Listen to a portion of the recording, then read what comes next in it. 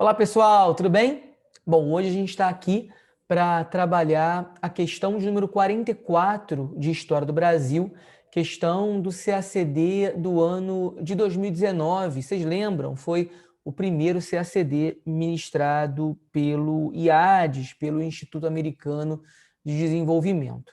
A questão, ela diz o seguinte para a gente, considerando, tem um textinho inicial, né, que a gente não colocou na tela, mas ela diz o seguinte, considerando as dimensões econômica, social e política da América Portuguesa, julgue certo ou errado os itens a seguir. Item 1. Condenada por intelectuais da Igreja, como Antônio Vieira, a escravidão indígena foi proibida logo no primeiro século de colonização da América Portuguesa. Bom, até aqui está tudo bem, o item está certo até aqui.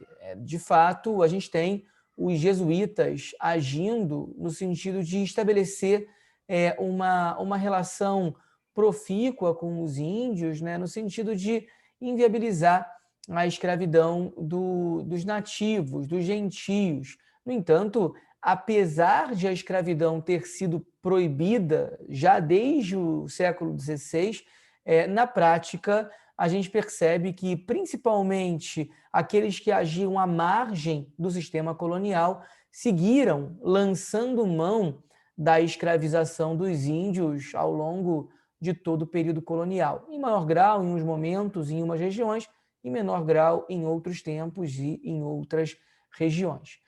Voltando lá ao item, condenada por intelectuais da igreja como Antônio Vieira, a escravidão indígena foi proibida logo no primeiro século de colonização da América Portuguesa. Sintomas da mudança do padrão, e é aqui que o item começa a ficar errado.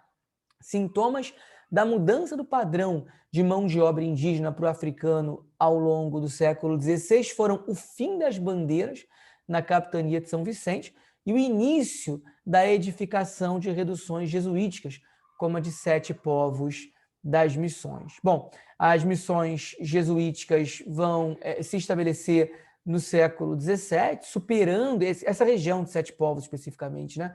Superando a presença espanhola naquela região, grosso modo às margens do rio Uruguai, mas o item está errado porque é justamente no final do século XVI que a gente tem um adensamento das bandeiras, principalmente das bandeiras provenientes lá da capitania de São Vicente, que vão ser responsáveis por esse processo de interiorização da presença portuguesa na América. Então, não existe o fim das bandeiras ao longo do século XVI, tampouco no fim do século XVI, e a escravidão do índio, uma escravidão condenada pela metrópole, pelos agentes metropolitanos, apesar disso, seguiu sendo praticada, acontecendo em paralelo à escravização do negro africano, que vai ganhando força, principalmente a partir da virada do século XVI para o século XVI, principalmente com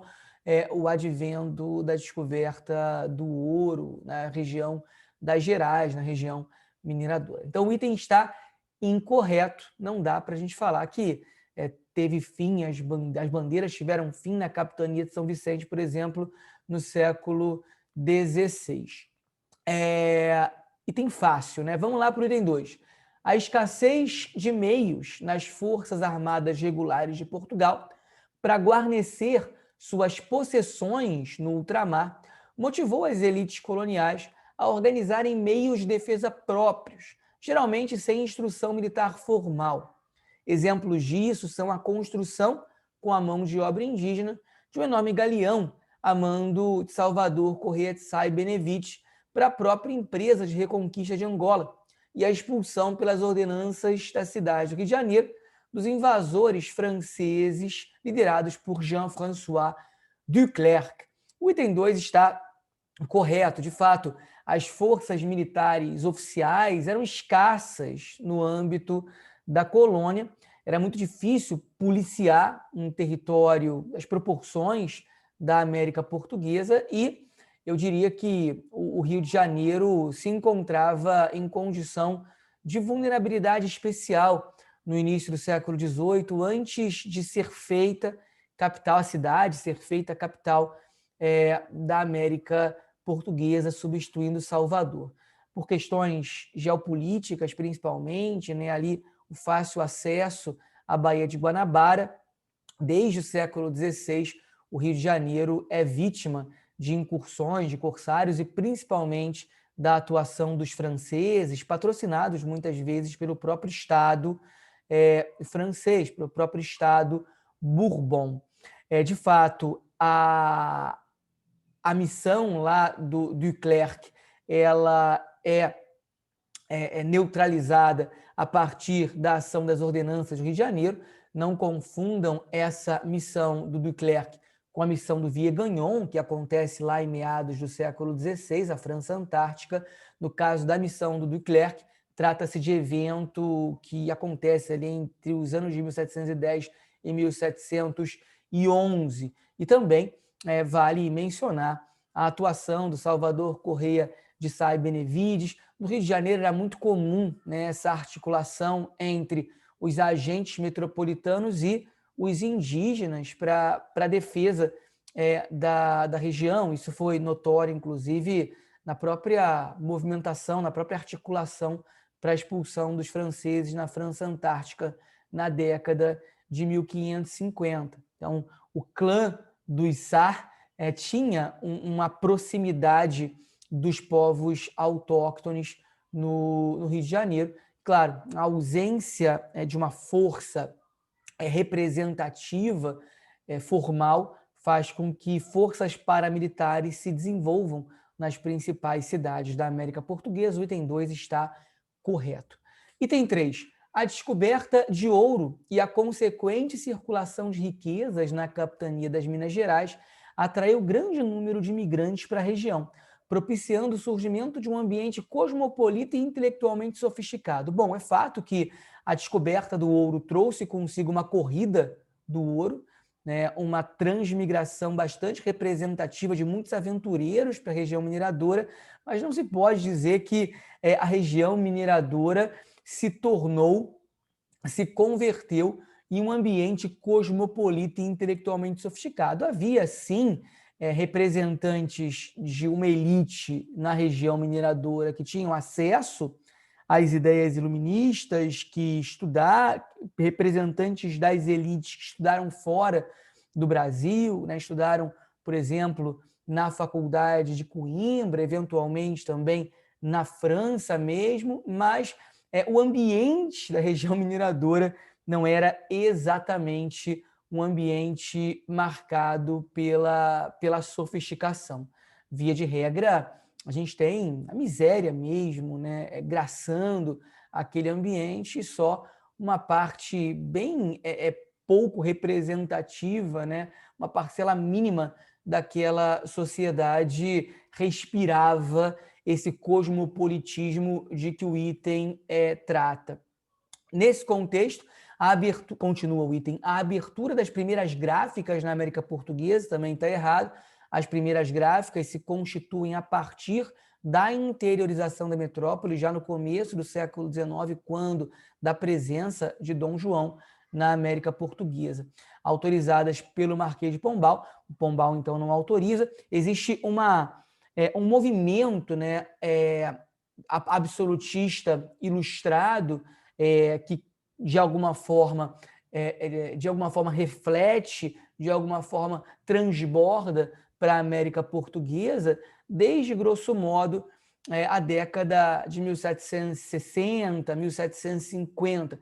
Eu diria que do Marquês de Pombal até o Sousa Coutinho, Rodrigo de Sousa Coutinho, já no século XIX, passando pelo próprio Visconde de Cairu, do ponto de vista econômico, a gente tem esse absolutismo ilustrado marcando a América Portuguesa aí por 60, 70 anos. Mas o Marquês de Pombal, apesar de ter tomado algumas medidas ditas esclarecidas, né, medidas principalmente no âmbito do incentivo à produção de manufaturas têxteis, né, de pequena escala, ou medidas administrativas relevantes, né, que muito mais ampliaram a centralização política do que propriamente promover o desenvolvimento da América Portuguesa.